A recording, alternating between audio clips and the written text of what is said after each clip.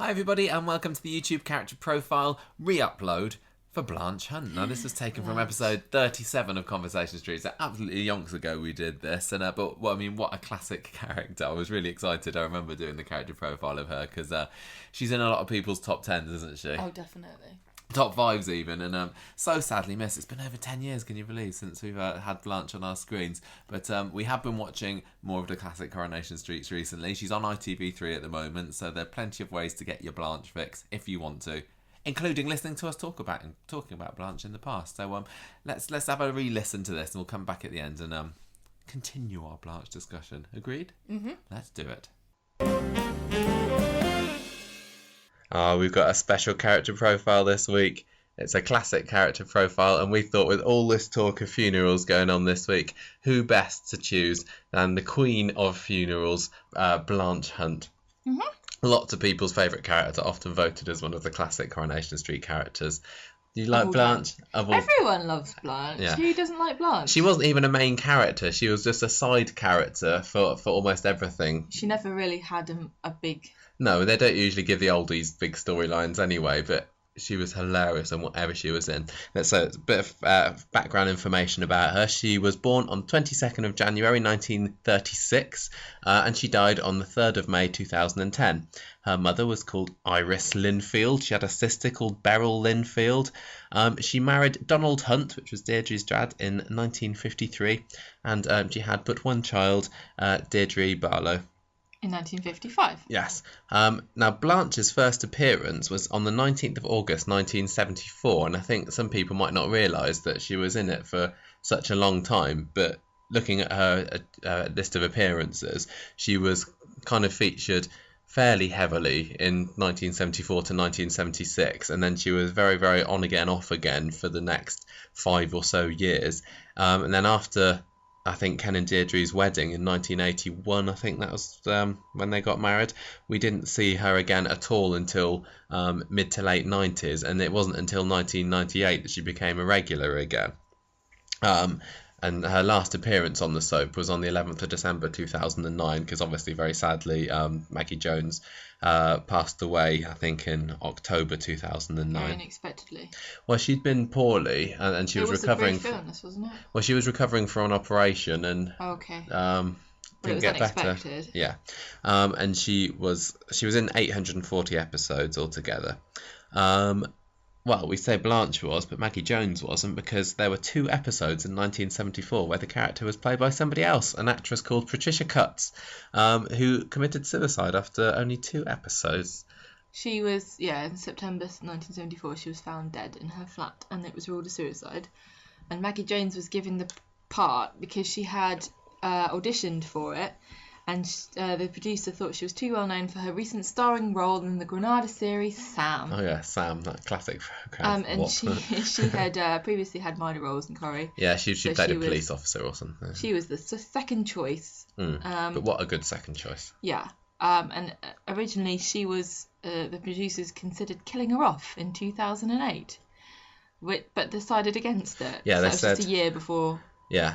I'm glad they didn't. They said, "We appreciate she's a great old grumpy character, and the chemistry between Blanche and the Barlow clan and the other street regulars is superb, so we felt we had to keep her." Of course. It is a good job, because we would have never had like the AA meeting scene, which is a lot of people's most memorable scene from Blanche if they'd got rid of her then. But in any case, she was written out in October 2009. Because the actress was recovering from an operation. But she actually died on the 2nd of December, just over a week before her final on-screen appearance. Yeah. So it was very sad watching her. I remember watching what was billed as her last episode, knowing this is the last time we're going to see her. That's always really sad when that happens. Yeah. But it was even worse for Blanche, because she was so well loved. Yep. So, bit of history for Blanche then. So she, in 1963... Before she ever appeared. Yeah. This is backstory to her. Donald was knocked down and killed by a car, which is why we never saw any of him. And she ran a corsetry business from her home in Victoria Street, so she was a bit of a dab hand of the sewing machine. I wouldn't want to buy a corset from Blanche. I'd be terrified of her. I'd like to know about the cutting remarks you made about these tarty pants. This'll keep your bulges in, no problem. So when she came into Coronation Street in 1974, she worked part-time as a barmaid in the Rovers, and she argued with with Annie Walker, which I think sort of sets her up straight away as being a bit of a bolshy character, because you've got to be pretty confident to be able to argue with old Annie. Because Annie's son Billy was engaged to be married to Deirdre at this point, and obviously they later decided they didn't want to marry. And then after that, Deirdre spent the night with an oil rigger, and Blanche slapped her and called her a slut. I think I've seen that clip. So at the beginning, obviously, at this point, Blanche was not the grumpy old curmudgeon that we know and love. No, I mean, I've never seen any episodes with her in, as far as I can remember, so I can't say what she was like that. But she was obviously written and made into, this kind of cutting, kind of grumpy old lady. Mm-hmm. when they realised that it worked so well for her in the late 90s. Yeah, in 1975, Deirdre and her new husband Ray moved in with Blanche, and Ray split the house into 2 flats. And that year, Blanche gave up her corset business and started working for Gordon Clegg in the corner shop. Yeah. It's funny thinking of Blanche having these old jobs, because, you know, when you sort of know a character as an old character, you kind of think, they've always been old, and I never had any idea about what kind of job that Blanche would have done. In 1976, she met up with Dave Smith, who was an old flame from the war days, and she moved to the Midlands to help him run his country club, and that was in Warwickshire, which is the county where I grew up.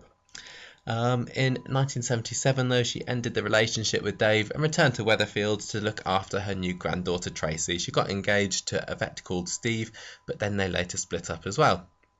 In 1979, she encouraged Deirdre to rekindle her romance with this guy called Ken Barlow. Who? And then she moved away because she realised that she didn't like it. No, I don't know. I think quite often Blanche very much wanted Ken and Deirdre to be together. Oh, and when they got remarried again, Blanche was quite happy, supportive of it. In 1981, she briefly returned to attend Deirdre and Ken's wedding. Yeah, and then that was the last that we saw of it, like I said. I mean, in 1993, off screen, she had a stroke, so Deirdre went to look after her, and this was when Annie Kirkbride was battling non-Hodgkinson's lymphoma, so they needed an excuse to get her off the screen. It wasn't until 1996 that we saw Blanche reappear on our screens. That was when Tracy got married to Robert, and also Deirdre and John Lindsay's engagement party. So 2 kind of ill-fated couplings that Blanche was there for. In 1999, she came back probably for good. And she worked at reuniting Deirdre and Ken again, and then she moved in with them, which is kind of the bane of Ken's life for the following 10 years, I think. She got a job in the cabin briefly, but Rita sacked her after a few weeks because she couldn't put up with her. Don't blame her. In 2001, she was nearly run over by Maxine during a driving lesson, but good old Emma pushed her out the way. Super cop Emma. Yeah. Now, in 2002, she dated Archie Shuttleworth. And my first idea for a classic character profile this week, with a funeral going on, was to do Archie. But then there's actually very little that he did. But he was such a wonderful character, and he's just one of these, like, he only needs one kind of catchphrase, and then that's memorable. And Archie's thing was that he could tell how tall people were because he could say what size coffin. Yeah. Like, 5'9", I'm not wrong. Yeah. What an excellent character. And his kind of cheery demeanour really clashed against her grumpy outlook on life, and they were a really well suited couple, I thought. But she was suspicious about his intentions towards Audrey, and then he dumped her, although they remained friends. And then I think he went off with Audrey. So there you go, she was right. In 2003, she met wealthy retiree Wally Bannister, who was played by Bernard Cribbins, who's quite a famous actor here. And they met at a tea dance, and they started dating. She was impressed by his luxurious lifestyle and the huge house that he invited her to, and then she invited him for tea at number 1. Not quite the same. Wally made his attraction toward Tracy very, very clear. He was a bit of a lechy old man, and Tracy obviously didn't like the idea of this at all. But then she discovered he's loaded, and for some reason changed her mind. Yeah. Dating in secret. But it eventually turned out that he was just a gardener at the house, and the owners were actually in Zambia. Yeah, so that was the end of that. And Blanche later that year bought number 7 for pregnant Tracy and moved in with her. I think Tracy and Blanche had quite a good relationship. Yeah, I did like them because they both didn't care what the other one thought of them. Yeah. And they were both very, very free with insults, which is quite funny. And it's a water for ducks back to both of them, wasn't it? Yeah, but it's still, I mean, Tracy wasn't perfect, obviously, even to Blanche. Really? In 2004, when Tracy tried to sell Amy to Roy and Hayley, although I don't think she was probably called Amy that back then, I think when she was called Patience, yeah. She threw Tracy out because she was absolutely horrified that even she could sink this low. In 2005, she sold Number 7 and used the money to pay for a Polish hip replacement, as well as Tracy's legal fees. And that's the name of the blog. Oh yeah, Blanche's Polish Hip was the blog that we looked at a couple of months ago, wasn't it? In 2006, she inherited her late friend Lena's dog, Eccles, who takes an immediate dislike to Ken. Yeah, he was biting him. Funny. In 2007, she decided to have a mock wake for herself to see what the locals really thought about her, because she wanted to know whether like her grumpiness actually affected how they thought of her, and she was hoping that there'd be this service and they'd all say lovely things about her, but actually not very many people turned up. Did they all know that she wasn't dead? I think so. I think they did. There you go. Yeah. I think everyone wonders what their funeral would be like. I'd think about it. Yeah. Well, she was disappointed, and she also was annoyed that nobody had anything nice to say about her, and she decides to turn a new leaf and be nice to everybody, but it doesn't last. I remember when that happened, and I was like quite worried about the fact that we may have lost one of the most comic characters. But no, it didn't last long. In 2008, she accused Ken of having a gay affair with Ted Page, who was Gail's dad. Because they spent time with the library together, and what other explanation could there be? She also found... wouldn't bother going to the library with Ken. I can't think of anything worse. Well, Ted and Ken were both intellectuals. She also that year found out about Steve McDonald's affair with Becky Granger and blackmailed him for free drinks. And she was upset when Peter turned up drunk at Simon's nativity play. So again, so I'm just showing that she did have kind of a softer side. She did have a heart. Yep. In 2009, Ken had an affair with Martha Fraser, who was played by the lovely Stephanie Beacham. Mm-hmm. And Blanche cannot believe it when Deirdre takes him back. And Deirdre throws her out, but takes her back after a bit of grovelling. Yeah, Blanche grovels. Yes. Although it is brought up again at a certain AA meeting.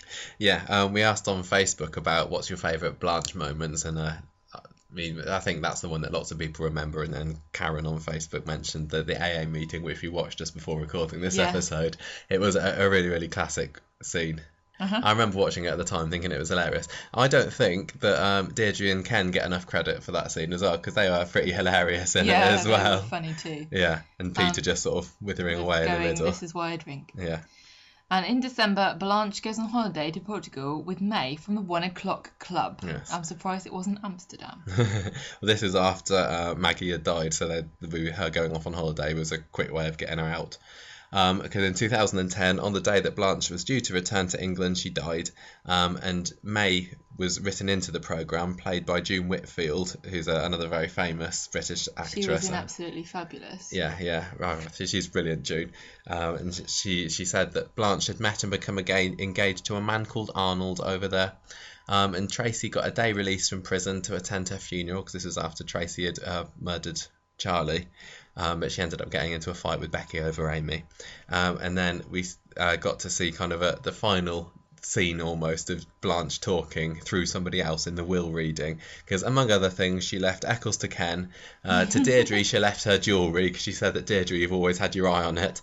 And then she also invited Norris along to the will reading, if you remember, and he was desperate to know what he had been left, and they got to him, and to Norris was left the knowledge that for once you've heard the news firsthand and won't have to go scurrying around for it. But she actually left the majority of her estate and her savings of £14,000 to Tracy. So that was Blanche, and she is really remembered as one of Corrie's best loved acid-tongued battle axes, and she was recognised with lots of rewards for that as well. For example, in 2005 and 2008 she won the British Soap Award for Best Comedy Performance, and the same in 2009 at the Inside Soap Awards. although Jones Yeah, at the this was Times. a strange quote from Yeah, the because actress. she said, I don't find her funny, and I don't think I could play her properly if I did. Blanche genuinely believes what she's saying is right and doesn't say things for comedic effect. If I started trying to play the lines for laughs, they wouldn't come out right and the performance would suffer. Which But the is thing odd. She is, must have. whenever she said anything, I always could imagine her tongue was firmly in her cheek because she said it like she Yeah, knew it was a joke. I know. That was a really weird quote. I remember her saying that at the time. Many Corrie fans' favourite ever character, would you say? Definitely. I mean, there were lots of polls that were going on around the time she died because that was at the Yeah. same time as the 50th anniversary. And there was a Inside Soap poll, Manchester 2010. Evening News. They all voted her as being their favourite character ever, beating the likes of Hilda and Vera. I don't think she's the greatest ever character. I don't think a side character ever can be the greatest ever character, but she's probably the greatest ever side character. I think she's left a hole. Yeah, Because Sylvia's doing a really good job of Yeah. filling it, because I wouldn't want her to just become replicate Blanche. Whenever Blanche was in a scene, you knew that something funny was going to happen. Yeah, and there's really no other characters you can really. Roy maybe. Yeah. Roy usually. Well, there's a different type of comedy with Roy. Yeah, I mean, there's loads of characters that you know that you will, when they go, you will miss them, and you'll sort of realise how brilliant they were. But Blanche is very special. Yeah, we'll just end this segment with a couple of our favourite Blanche quotes. There's so many, so we don't usually just list quotes, but this is going to be a bit of a list, so we hope you'll enjoy. First off, good looks are a curse. You and Kenneth should count yourselves lucky. You better learn to enjoy other people's misfortunes, or you'll have a very unhappy old age. On Liz McDonald, skirt no bigger than a belt, too much eyeliner, and roots as dark as her soul. On the croppers getting Amy, don't worry, they'll never get custody. He's a loony and she's a man. On Deirdre's Christmas lunch one year, and I'm sure many years, this turkey's dry enough to choke a camel. On Rita being alive after Norris said he couldn't find a pulse. I'm not surprised under all that makeup. That was funny. That was after Rita had carbon monoxide poisoning, and they're all there looking over her, think she was dead. This was when she would accuse Ken of going out with Ted. I've got nothing against the gays, Kenneth. You know I'd walk on hot coals for Paul O'Grady. I just don't want my daughter married to one. Who would? She loves drama, that girl. She's never happy unless she's got someone else's hands around her throat. After Deirdre is mistakenly called Daphne. She's not a Daphne. Daphnes have delicate noses and rosebud mouths, not great big lumpy backsides. After Norris calls speed bumps ugly and unattractive. So are you, but at least they have some use. On Peter and Leanne's new business venture, an alcoholic and an arsonist open a bar. Sounds like the start of a joke. And then, we've got one final one. You should do this one. Okay, there's a long one. Rob on Facebook suggested this one. Not only were the people in Weatherfield the butt of Blanche's cutting tongue, but also Postman Pat. Early in the morning, when the day is dawning, your real Postman Pat rolls up at noon wearing a pair of shorts and his breakfast. And if he's not chucking elastic bands like confetti, he'll be rifling through your birthday cards for ready cash or leaving your valuables on the step. And as for Mrs. Goggins, she'd be cowering behind a 3-inch glass with a baseball bat under the counter. Assuming that the post office hasn't been shut down, of course. You got into that, didn't you? I did. I think you've been possessed. Brilliant. I mean, Will Roach has said, I don't think Maggie ever realised how much she was loved, not only by everyone on the show, but by the millions of Blanche fans out there. She'll be greatly missed. And she is. Yeah, definitely. Say. Yeah. So that's Blanche. That is our character profile for the week. There you go, everyone. Did you like our Blanche quotes? They were fun, weren't they? She's like the most quotable and you did a really good character. job. We listened back to some of it yesterday, and I was like, "Oh, that you really got into that quote." And then on the podcast, I was also complimenting you, so you got double compliments. Thank you very much. Yeah, you watched, you listened to all of this again this morning, didn't you? Just to check we didn't say anything untoward about. Yeah. What an old cow. Yeah, we did. We were very kind about her. Since we recorded this, we also have done an Archie Shuttleworth profile. So if you're listening to that going, I wish they'd do an Archie Shuttleworth, I will have to put a link. See if I can figure out how to put a link to the Archie Shuttleworth. We've done it since then. At the end of this. So I hope that you would check that out if you were interested. But we also, another thing that's an update for this profile, which is quite funny considering you said that she's been dead for 10 years. We have watched some older episodes with Blanche in them, haven't we? Yeah, I mean, and this is over a year ago, isn't it, that we saw her last in those? And I'm not going to say we saw her in her prime, because actually that came later. It did. She's like Corrie's, most important, most successful maybe comeback. Well, I think it's between Blanche and Jenny, to be honest, isn't it? We've had lots of characters go away for a long time and come back over the years. Some of them have stayed just for a little bit, like we've had Sharon recently, and there's been plenty of quick comebacks. But Blanche, I think when people think of Blanche, they think of her in her second stint, don't they? And I think probably that's what would be the same for Jenny as well. Yes. And what did you make of Blanche in the 70s? That was quite funny. It was quite funny watching her. She wasn't acid tongued, was she? I don't recall her not as acid tongued. Being quite as fun. She was certainly very dry, and one thing I remember was she was quite withering of Deirdre still. I don't think that changed, but I remember I liked seeing her with Ray Langton. Do you remember that slap that she gave him? That was amazing. And also Annie Walker. It's so funny to think that such street legends interacted with each other. Annie you kind of think of as one of the classic oldies of Coronation Street, and then Blanche when she was younger, because of everything that was going on between Deirdre and Billy Walker. That's the thing. Annie's there son. was a moment where Deirdre was going to get married to Billy. Yeah. And so it was quite funny because actually Blanche was on the back foot a little bit because Annie looked down on her on the Hunts. She didn't think that Deirdre was good enough for her dear son Billy, and so they had a bit of a locking horns, didn't they, over there? Yeah, two real great. So I really think that really fantastic older scenes. Blanche would have pureed Annie Walker,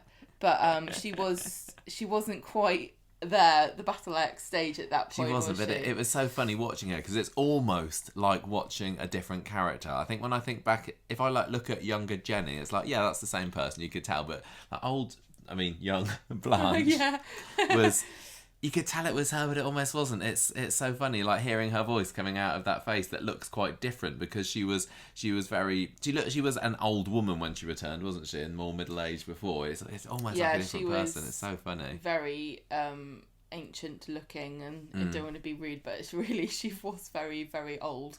Yeah. But, absolutely love her, and many have come to try and reclaim that throne that Blanche had. We've had Sylvia since we recorded this. Well, we talked about Sylvia. We did, didn't we? You're right. Sylvia was at the same time. And we were like, she's trying to sort of maybe take the crown. No. Yeah, and now we've got Evelyn too, and lots of people are saying, is this the new Blanche, wanting her to be the new Blanche? I think that Evelyn stands on her own. It's definitely the same mould. Unique, because Evelyn just feels a bit more switched on than Blanche. She seems more engaged and a bit more empathetic, whereas she's just like a one-liner dispenser. She was, and Blanche was definitely very much like when you get past a certain age, you can say what you want and nobody cared. Say whatever you think. And you're right. I think that Evelyn is still very much aware of the effect that she's having on people, and she sometimes thinks about the words she chooses carefully. And sometimes she says it anyway. Sometimes she does. But anyway, that was Blanche, everybody. I hope you all listened. I hope you listened to it, and I hope you enjoyed listening to that. We certainly enjoyed revisiting her, and we will raise a glass to Blanche, fun. I think. Also, I think, when did we record this? That would have been early 2013, I reckon. Okay, because I think when we did the quotes, you definitely did a northern accent, and I didn't really, and I think I'd probably have a crack at it now. Do you reckon you have a go? Do you want to have a No, I don't want to do it now. How dare you challenge me to back up my statements. Fine. Right, I think we should go now. I think we let these good people go and find some other YouTube video to watch. One with moving pictures and things like that. Watch some PewDiePie or something. Yeah. Is he still popular? No idea. Right, goodbye everybody. See ya. Bye.